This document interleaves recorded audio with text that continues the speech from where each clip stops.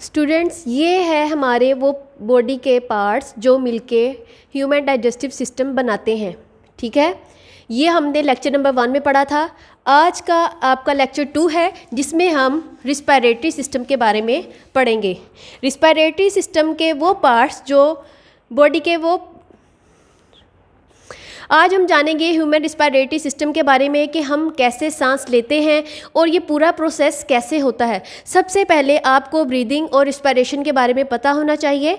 सांस लेने के अमल को हम ब्रीदिंग बोलते हैं। जब हम सांस अंदर की जानिब लेते हैं तो हम ऑक्सीजन को यूज़ करते हैं। ठीक है, ये देखें, ऑक्सीजन हमारे नोज़ और माउथ के थ्रू हमारी बॉडी में जा रही है। जब हम सांस बाहर की जानिब निकालते हैं तो कौन सी गैस बाहर आती है? Carbon dioxide gas. ठीक है, अब रिस्पायरेटरी सिस्टम एक ऐसा सिस्टम है जिसकी वजह से हम सांस ले रहे हैं। अब हमने पढ़ना है कि इसके पार्ट्स के बारे में जानना है कि उसके कौन से ऐसे पार्ट्स हैं जो मिलके पूरा रिस्पायरेटरी सिस्टम बनाते हैं। तो सबसे पहले है उसका पार्ट नोज़ एंड थ्रोट, नाक और गला। ठीक है, हवा हमारे जिस्म में नाक और मुंह के ज़रिए दाखिल होती है। कुछ लोग मुंह के ज़रिए हवा को दाखिल करते हैं और कुछ नाक के ज़रिए। हम अगर नाक का स्ट्रक्चर देखें तो नाक में हमारे छोटे छोटे हेयर हैं और म्यूकस है। हेयर क्या करते हैं? जितने भी डस्ट पार्टिकल्स हैं, हेयर उनमें से उसकी डस्ट को ट्रैप कर लेते हैं। और म्यूकस क्या है? म्यूकस एक स्टिकी लिक्विड है। ठीक है, ये उन डस्ट पार्टिकल्स को खुद के साथ स्टिक कर लेता है और हमारी जो हमने एयर इनहेल की थी उसको साफ़ सुथरा हमारी बॉडी में आगे एंटर करेगा। ठीक है,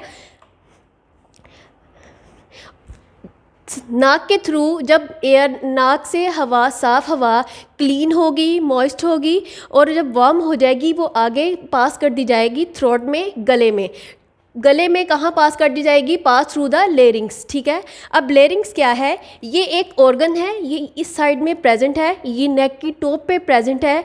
ये क्या करता है? जो ब्रीदिंग में इन्वॉल्व होता है। ठीक है, ये एक वॉइस बॉक्स है, इसमें हमारे 2 वोकल कॉर्ड्स प्रेजेंट होते हैं जो अगर हम बोल रहे हैं, हमारी साउंड प्रोड्यूस हो रही है तो यहीं से ही हमारी साउंड जो है प्रोड्यूस होती है।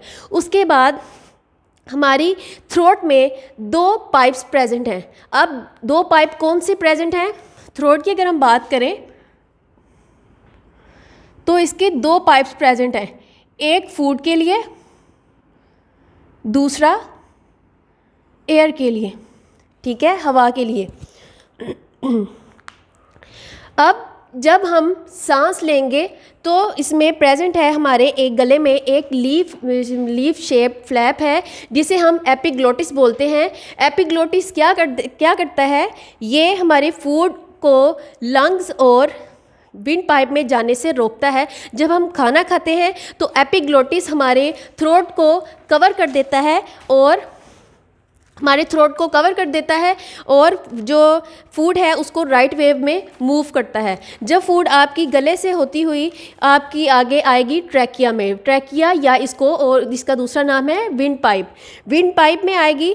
अब लेरिंग्स ने आगे हवा को ट्रैकिया में सेंड कर दिया। अब ट्रैकिया में जब एयर एंटर होती है तो ये हमारा, सबसे पहले इसका आप स्ट्रक्चर देखें, ये एक सी शेप कार्टिलेज रिंग से मिलके बना है। कार्टिलेज बोलते हैं नरम फ्लेक्सिबल बोन को। ठीक है, अब अगर आप नाक की हड्डी को देखें या कान की तो ये आपकी कार्टिलेज है। इसी तरह ये भी क्या है? आपकी कार्टिलेज रिंग है। ये रिंग जो आपकी विंड पाइप को ओपन रखते हैं, इसमें भी अल्लाह ताला ने टाइनी हेयर और म्यूकस रखा हुआ है ताकि नाक के बाद आपके ट्रैकिया में या विंड पाइप में भी एयर आपकी फ़िल्टर हो और साफ़ सुथरी, जम विदाउट जम्स आपकी जो एयर है वो आगे लंग्स तक जाए। ठीक है, जब आपकी एयर फिल्टर होती है तो आगे आप ट्रैकिया का स्ट्रक्चर देखें, ये आगे डिवाइड हो रहा है 2 ब्रांचेस, एक ये ब्रांच है और एक ब्रांच ये। अब दोनों ब्रांचेस को हम बोलेंगे ब्रोंकाई। ठीक है, दोनों ब्रांचेस की अगर हम बात करेंगे तो हम ब्रोंकाई बोलेंगे। अगर हम किसी एक ब्रांच को देखेंगे, अगर सपोज हम सिर्फ इसकी ही बात करें, ठीक है, इस पार्ट की ही बात करें, तो इसको हम बोलेंगे सिंगुलर को ब्रोंकस।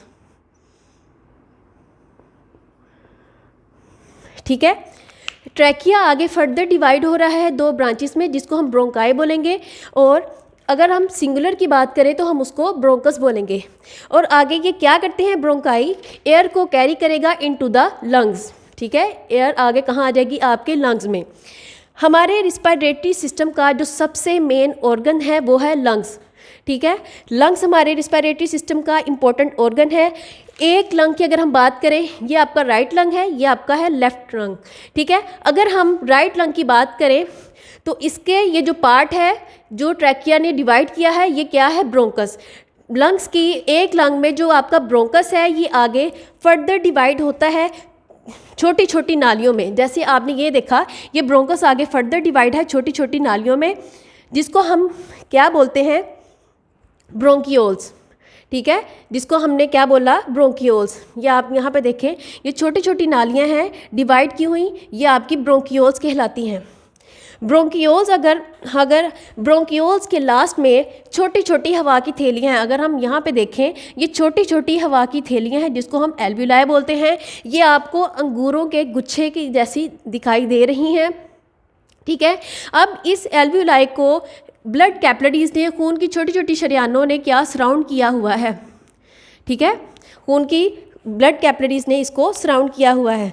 तो हवा जो है एल्वियोलाई की वॉल से आपकी ब्लड कैपिलरीज में आएगी, और ब्लड कैपिलरीज से बाद में क्या करेगी, वहाँ से रेड ब्लड सेल इस ऑक्सीजन को लेंगे, ठीक है, और आगे पास कर देंगे every cell of the our body, ठीक है।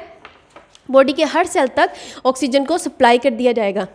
ऑक्सीजन को जब ब्लड में भेजा जाता है, ब्लड से वो ऑक्सीजन जहाँ फूड की ब्रेकडाउन हो रही है वहाँ पे ऑक्सीजन को सेंड कर दिया जाता है। और हमारी बॉडी में आपको पता है कि और भी बहुत ज़्यादा रिएक्शंस हो रहे हैं, जिसके नतीजे में कार्बन डाइऑक्साइड गैस है वो रिलीज़ हो रही है, एनर्जी के साथ कार्बन डाइऑक्साइड गैस, ठीक है। तो जैसे कि देखें, लंग्स है, लंग्स ने ऑक्सीजन जो है वो ब्लड में ट्रांसफ़र की। जब दूसरे रिएक्शंस हुए तो उसमें क्या है, कार्बन डाइऑक्साइड जो गैस है ये आगे सेंड कर दी जाती है ब्लड में। कार्बन डाइऑक्साइड गैस रिलीज़ हुई दूसरे रिएक्शंस में, ये आगे सेंड कर दी जाती है ब्लड में। ब्लड से आगे आती है ये लंग्स में, ठीक है। ये आपके लंग्स में आती है। उसके बाद लंग्स में आने के बाद ये विंड पाइप में एंटर होती है। एंटर होने के बाद ये थ्रोट से होती हुई आपके माउथ या नोज़ के थ्रू कार्बन डाइऑक्साइड बॉडी से रिलीज़ कर दी जाती है। ये आपको पूरा प्रोसेस समझ आ गया कि कैसे ऑक्सीजन अंदर एंटर होगी और कैसे कार्बन डाइऑक्साइड बॉडी की ब्रेकडाउन के नतीजे में कार्बन डाइऑक्साइड आपकी बॉडी से रिलीज़ होगी। अब यहाँ पे ये है कि हाउ डू वी ब्रीथ, हम कैसे सांस लेते हैं। हमारे सांस लेने के दो स्टेप हैं, जैसे आपने पहले पढ़ा। एक है इनहेलिंग, सेकंड स्टेप है एक्सहेलिंग। इनहेलिंग में आप क्या करते हैं, सांस को अंदर की जानिब खींचते हैं, जबकि एक्सहेलिंग में आप सांस बाहर की जानिब निकालते हैं। आपने ये स्ट्रक्चर देखा लंग्स का, इसको कवर किया होता है रिब्स ने, ठीक है। इसको एक पिंजरा नुमा एक स्ट्रक्चर बनता है लंग्स के ऊपर, उसको रिब्स ने कवर किया होता है। और यहाँ पे एक डोम शेप स्ट्रक्चर है, गुंबद नुमा स्ट्रक्चर है, जिसे हम बोलते हैं डायाफ्राम।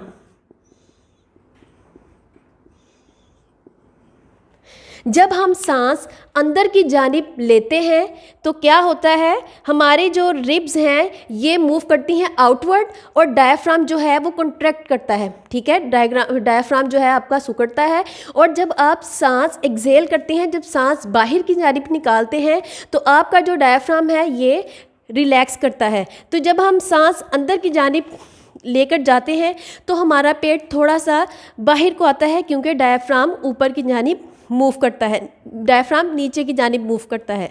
और जब हम सांस बाहर की तरफ लेते हैं तो कार्बन डाइऑक्साइड, जैसे आप देख रहे हैं, बाहर की जानिब आती है, तो डायफ्राम मूव करता है अंदर की तरफ, तो हमें महसूस होता है कि हमारा पेट अंदर जा रहा है। अगर हम पेज नंबर 10 में देखें तो आपने कंपेयर करना है ब्रीदिंग और बर्निंग को। तो ब्रीदिंग एक प्रोसेस है जो लिविंग ऑर्गेनिज्म जितने भी जानदार हैं, सांस लेने वाले हैं, वो ये प्रोसेस ब्रीदिंग उसमें होता है उनमें, जबकि बर्निंग जो प्रोसेस है, जलने का जो अमल है, ये नॉन लिविंग थिंग्स में होता है। सेकंड पॉइंट है इसका कि ब्रीदिंग के प्रोसेस में जब हम सांस ले रहे हैं तो हमारी एनर्जी जो है वो स्लो रेट में रिलीज़ होती है बॉडी से। जब बर्निंग होती है तो एनर्जी का जो रिलीज़ रेट है ये हाई होता है। ठीक है, बर्निंग और ब्रीदिंग दोनों के प्रोसेस में ही ऑक्सीजन यूज़ होती है और कार्बन डाइऑक्साइड जो है वो बॉडी से रिलीज़ हो करते हैं हम। अगर हमारा रिस्पायरेटरी सिस्टम ठीक होगा, ये तमाम बॉडी के पार्ट जो हैं मिलके हमारे रिस्पायरेटरी सिस्टम को बना रहे हैं। अगर हम रिस्पायरेटरी सिस्टम को अगर हमने यहाँ तक अच्छे से पढ़ लिया, आगे हैं इसके कॉमन डिजीज़ हैं रिस्पायरेटरी सिस्टम की, कि अगर हम एक सांस आपने साफ आपके अंदर नहीं गया तो आपको कौन कौन सी कॉमन डिजीज़ हो सकती हैं। कॉमन डिजीज़ के बारे में आपने पढ़ना है। फर्स्ट है आपकी कॉमन कोल्ड, ठीक है, और सेकंड है निमोनिया।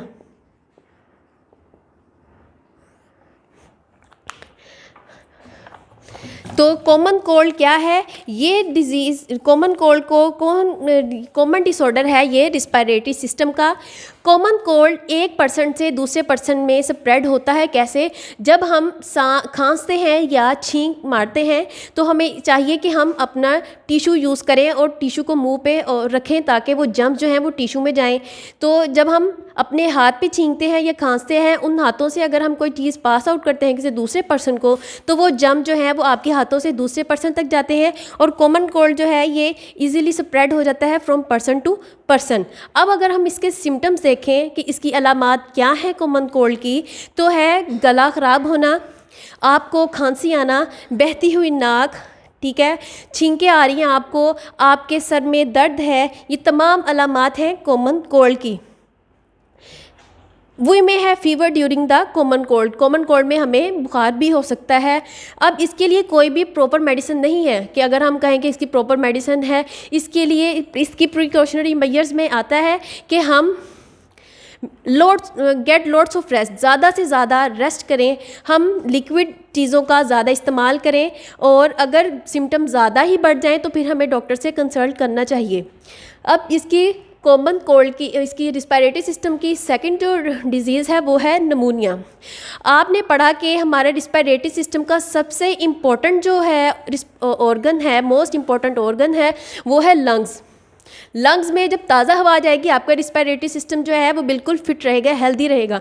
लेकिन जब आपकी लंग्स में ही आपकी पोल्यूटेड एयर गई है तो आपको निमोनिया होगा। ठीक है, हमारे लंग्स में आपने पढ़ा कि जब ब्रोंकियोल्स आगे फर्दर के लास्ट में छोटी छोटी हवा की थैलियां हैं जिसको हम एल्वियोलाई बोलते हैं, ये फिल हैं ऑक्सीजन से। ठीक है, और इसको सराउंड किया हुआ है ब्लड कैपिलरीज ने। जब ये हवा की जगह इसमें पस बढ़ जाएगी तो क्या होगा, हमें सांस लेने में बहुत ज़्यादा तकलीफ़ होगी, जिसको हम इस प्रोसेस को पूरे का बोलते हैं निमोनिया। ठीक है, अब इसकी ये जो निमोनिया है ये एक मेन कोज़ है वर्ल्ड वाइड चिल्ड्रन डेथ की। ठीक है, कॉमन कोल्ड के बाद निमोनिया की भी सिम्टम्स क्या हैं कि इसमें आपको बुखार है, आपको खांसी आ रही है, ठीक है, आपकी जो सांस है वो एक आवाज़ के साथ खरखराहट के साथ चल रही है, चेस्ट पेन है आपको और भूख का आपका मिटना है। ठीक है, अगर हम जब निमोनिया हो तो हमें अपने डॉक्टर से विज़िट करना चाहिए। इसके लिए इससे बचने के लिए एक प्रॉपर वैक्सीन है। हमें vaccine can be use to prevent pneumonia. Vaccine अगर हम करवा लेंगे, वैक्सीनेशन कर लेंगे तो क्या होगा, हम निमोनिया से बच सकते हैं। अब एंड इसकी प्रिकॉशनरी मेजर्स में भी यही आता है कि wash your hands frequently to avoid germs, use a tissue और हैंडकरचीफ। हमें रुमाल और टिश्यू का इस्तेमाल करना चाहिए जब हमें खांसी आए या जब हमें छींक आए। जब हमारे लंग्स जो हैं ये हेल्दी रहेंगे तो हमारा रिस्पायरेटरी सिस्टम भी फिट रहेगा। अब हमारे जब लंग्स ही अफेक्टेड हो जाएंगे तो हमें नमूनिया होगा, क्योंकि एल्विलाई में ऑक्सीजन की जगह पस फिल हो जाएगी। हमें अपने लंग्स को हेल्दी कैसे रखना है, इसके लिए हमें फ्रूट्स का, वेजिटेबल्स का यूज़ करना चाहिए जिसमें विटामिन ज़्यादा हैं, क्योंकि विटामिन हमारे लंग्स को हेल्दी रखते हैं। सेकेंड स्टेप में आ जाता है कि एक्सरसाइज में हमें running, walking, swimming, jumping, cycling ये करनी चाहिए, ताकि हमारी जो लंग्स में फ्रेश एयर आए और हम कार्बन डाइऑक्साइड को ज़्यादा से ज़्यादा रिलीज़ करें। हमें जो है स्मोकिंग से अवॉइड करना चाहिए, क्योंकि स्मोकिंग जो है वो लंग कैंसर का मेन कोज़ है। हमें ज़्यादा हरे पत्ते वाली सब्जियां का इस्तेमाल करना चाहिए, क्योंकि उनमें केमिकल जो है रिलीज़ होता है, उसमें से केमिकल है उसमें जो हमारे लंग्स के लिए बहुत अच्छा है। ठीक है, ये आपकी लंग्स को हेल्दी करने की सारी टिप्स थी। तो अगर हम अमेजिश ज़्यादा कोई फूड खाएंगे तो उससे हमारे रिस्पायरेटरी सिस्टम को, क्या डाइजेस्टिव सिस्टम जो है वो बैडली इफ़ेक्ट होगा। जब हम जंक फुल कंटेमिनेटेड फूड खाएंगे तो हमारा डाइजेस्टिव सिस्टम डिस्टर्ब होगा। अगर हमारी आबो हवा ही साफ़ ना होगी, एयर पोल्यूशन होगी, तो हमारा रिस्पायरेटरी सिस्टम ये इफ़ेक्ट होगा। तो गवर्नमेंट को चाहिए कि हमारे डाइजेस्टिव और रिस्पायरेटरी सिस्टम को फिट करने के लिए हमें पोल्यूशन फ्री जो है वो एयर इन्वायरमेंट हमें फ्राहम करें, ताकि हमारा डाइजेस्टिव सिस्टम और रिस्पायरेटरी सिस्टम जो दोनों हैं वो फिट रह सकें। यहाँ पे बच्चों आपका पूरा टॉपिक है जो हमने कंप्लीट किया, रिस्पायरेटरी सिस्टम थ्रू डायग्रामेटिकली। तो अगर आपको किसी चीज़ की समझ नहीं आई तो हम इंशाल्लाह नेक्स्ट डे जो हमारी जूम की क्लास होगी हम उसमें उसको डिस्कस करेंगे। आपने अपनी असेसमेंट शीट स्कूल से ले लेनी है, ताकि आपको उसको फिल करने में आसानी हो और टीचर के से उनकी हेल्प से आप उसको ईज़िली फिल कर सकें। Thank you.